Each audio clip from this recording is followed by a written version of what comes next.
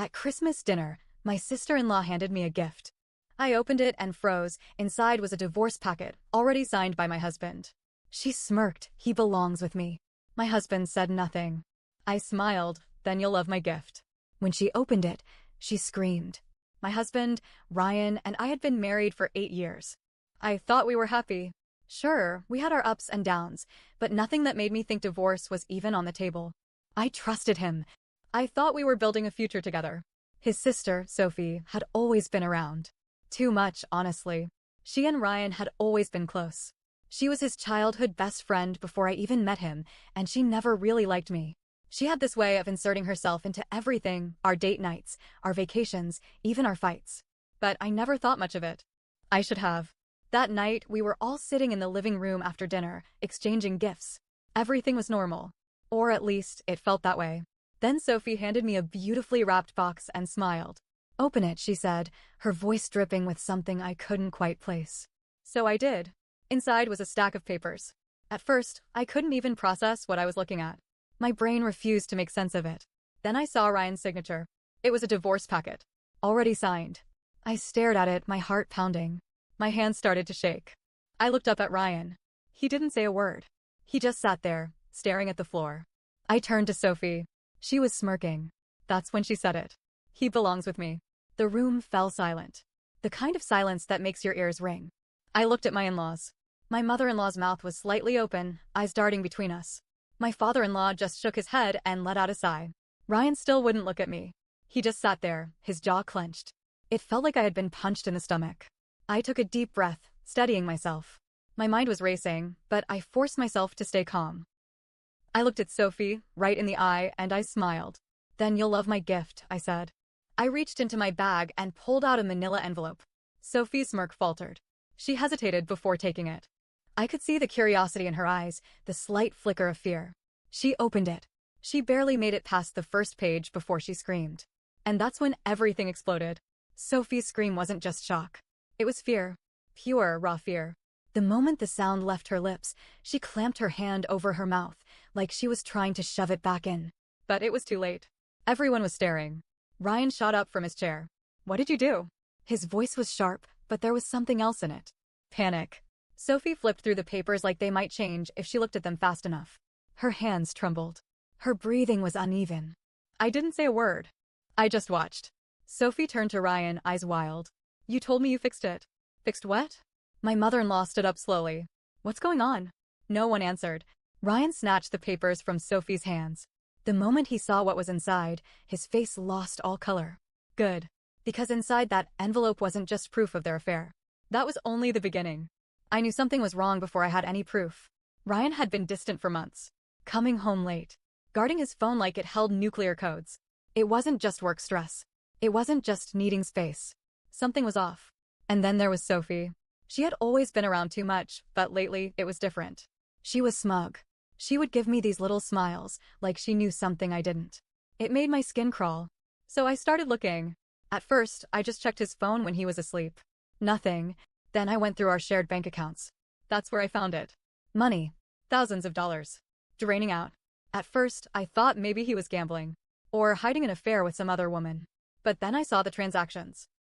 Payments to Sophie. I felt sick. I dug deeper. Hired a private investigator. And what he found made my stomach turn. Ryan wasn't just cheating on me with Sophie. He was stealing from me. I own a small boutique marketing firm. It's my life's work. I built it from nothing. And Ryan?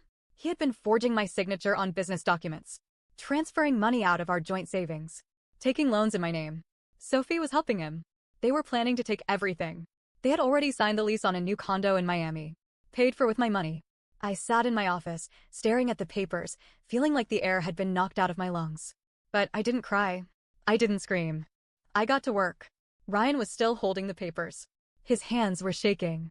Sophie looked like she wanted to vanish into the floor. I crossed my legs and leaned back. "You should keep reading." He did.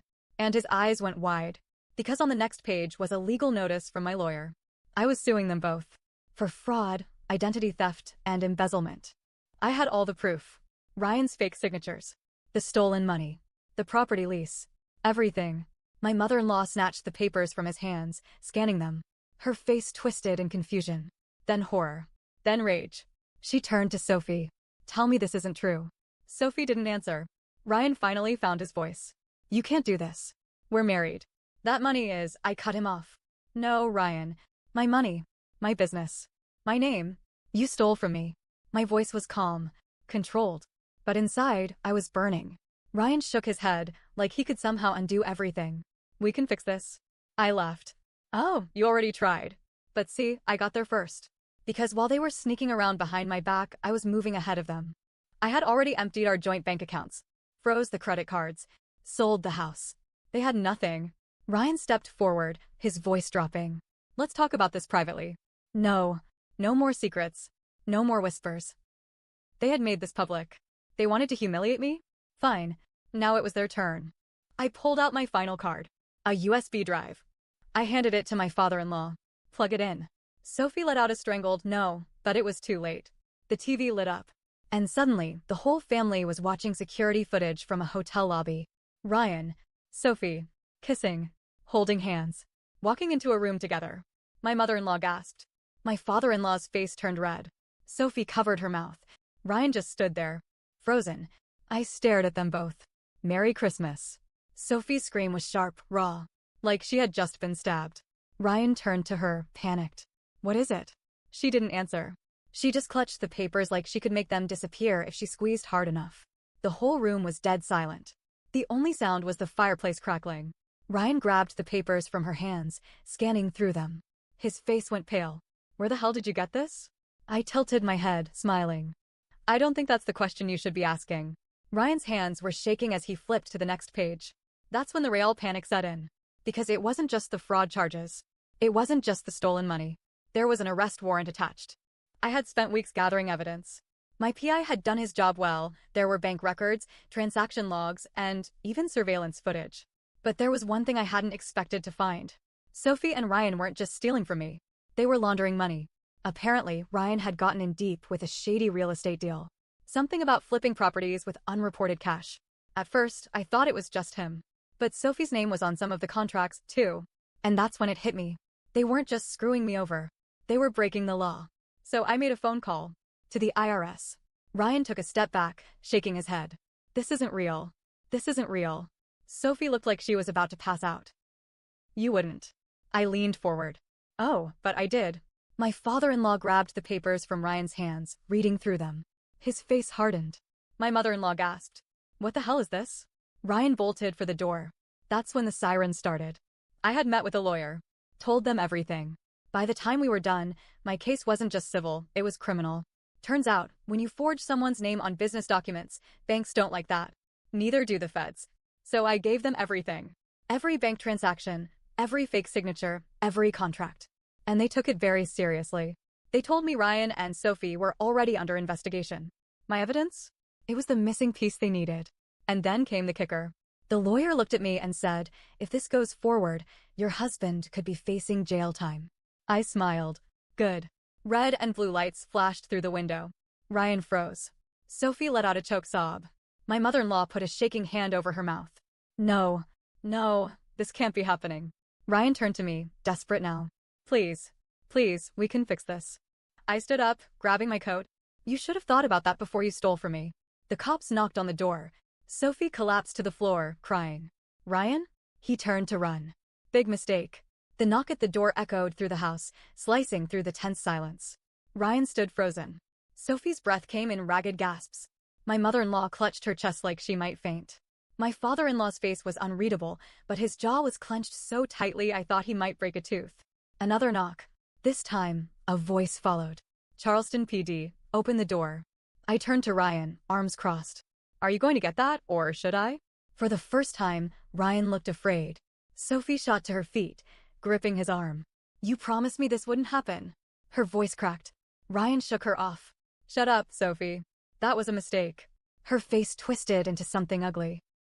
She let out a sharp laugh, wild and unhinged. Oh, don't you dare act like this is all on me. My father-in-law stepped between them. Someone better start explaining. No one moved. No one spoke. So I did it for them. Ryan and Sophie have been sleeping together.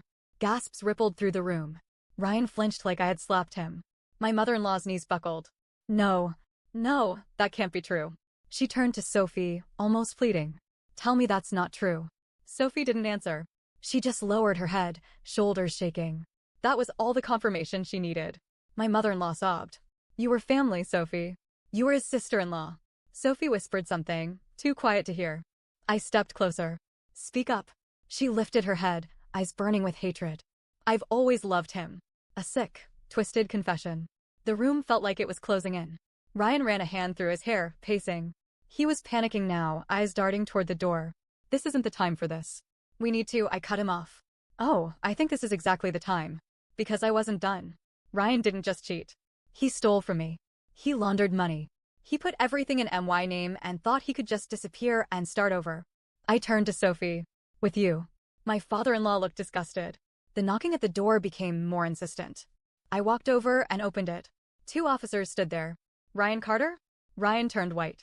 The officers stepped inside. Mr. Carter, we have a warrant for your arrest.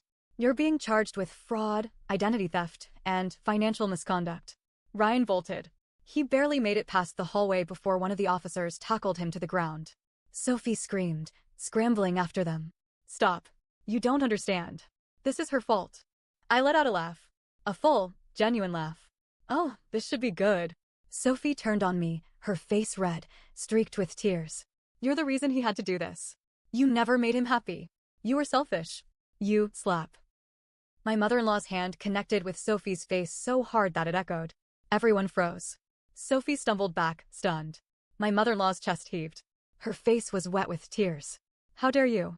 Her voice shook with pure rage. How dare you stand here in my house and act like you're the victim? Sophie whimpered. But I shut up. That came from my father-in-law. His voice was dangerous. He turned to Ryan, who was now being handcuffed. You're no longer my son. Ryan snapped. Oh, please. He barked out a bitter laugh. Spare me the dramatics, Dad. You never gave a damn about me. Not really. His father's eyes darkened. You did this to yourself. Ryan looked around desperately. Mom? Please. She shook her head, crying. I don't know who you are anymore. The officers started leading Ryan toward the door. And that's when Sophie lost it. She lunged at me. This is your fault. You ruined everything. I stepped aside, letting her fall flat on her face. No, Sophie. I just made sure you paid for it. One of the officers grabbed her arms, pulling her up. She's not under arrest, but I'd suggest she leaves before she makes things worse for herself. Sophie tried to shake them off, sobbing. Ryan, tell them it was all her fault. Ryan. But Ryan wasn't looking at her anymore. He just stared straight ahead, jaw clenched. He wasn't going to save her. Ryan was taken away in the back of a police car. Sophie collapsed on the couch, wailing, but no one comforted her. I turned to my in-laws. My mother-in-law wiped her face. Her eyes were swollen. I'm so sorry. I nodded. I wasn't mad at them. They were just as blindsided as I was. I grabbed my coat. I should go. Sophie laughed bitterly from the couch. Yeah, run away. Just like always. I walked over to her, crouching down so only she could hear. I won. Her face crumpled. I walked out, leaving her in her misery. Ryan took a plea deal. Got 5 years in prison. Sophie tried to fight me in court, but she had nothing. She lost everything. I sold the house. Moved to New York. My business?